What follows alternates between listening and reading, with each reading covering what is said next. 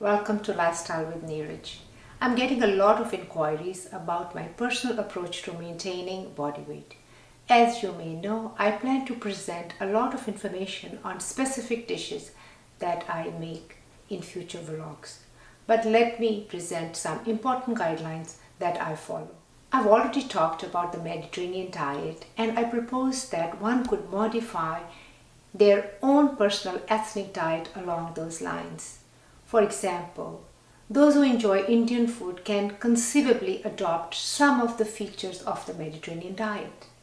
I outlined what these features could be in that vlog.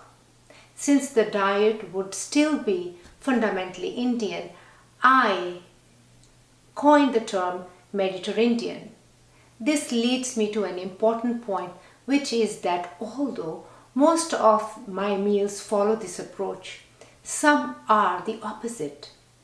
That is to say that the meal is basically Mediterranean, but I have added some Indian touches.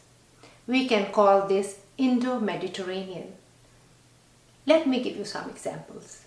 I sometimes add exotic vegetables such as eddos instead of potatoes. I often serve sauteed baby eggplants. I sprinkle some turmeric or cayenne pepper for flavor. We have all read about the medical benefits of turmeric and curcumin. I should point out that I use salt sparingly. People will sometimes tell me about their personal dietary approach, which may include ketogenic, Atkins, paleo, low fat, low carbs, and so on. I do not doubt that these diets work. However, I ask myself two questions before I adopt the latest fad. Can I maintain this type of eating pattern for the next 10 years?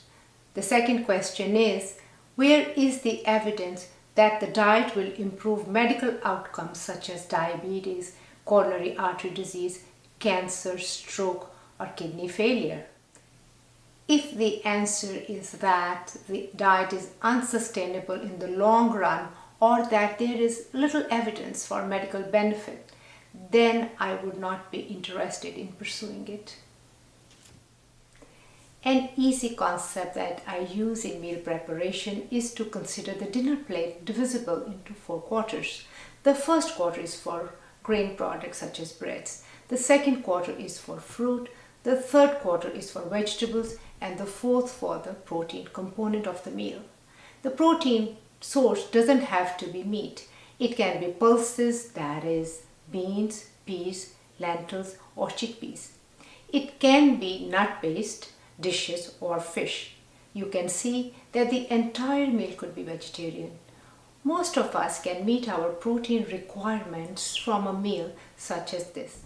I should add that the new Canadian food guide is going to emphasize a plant-based diet.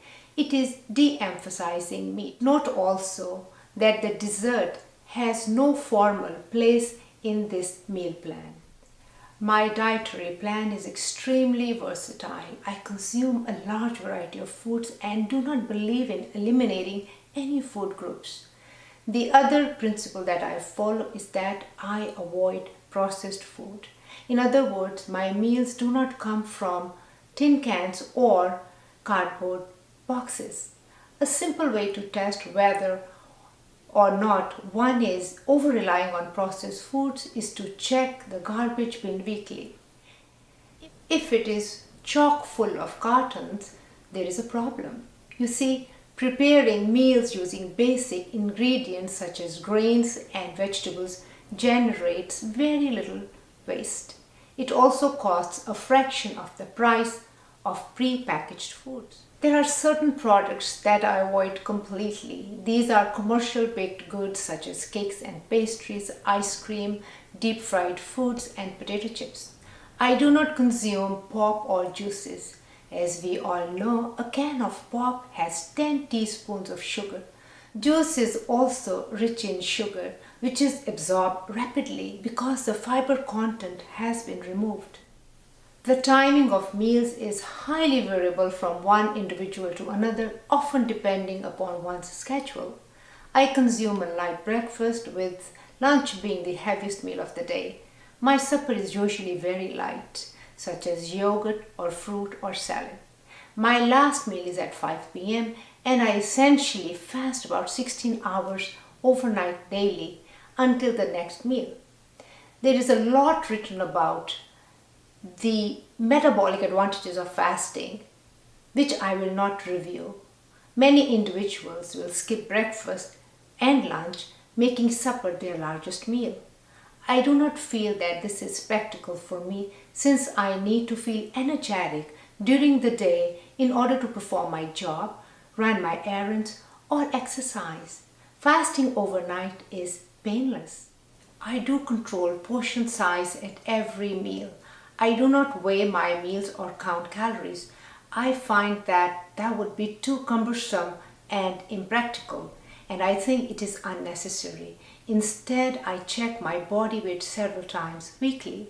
I may eat at restaurants 5 times annually, and I do not eat fast food. We have all seen that restaurants will serve the same portions to a 5'4" woman as they do a 6'2" male. The main component of my approach is some basic discipline. I do not feel that maintaining a healthy body weight is difficult. I do not get into discussions about the causes of weight gain, which are all different according to the author. Excessive fat or sugar, not getting enough physical activity, psychological issues, appetite hormones, or even the bacteria in the digestive system. Let me summarize my approach. I use Mediterranean style techniques in meal preparation. I avoid junk food completely. I control my portions. I avoid eating in restaurants.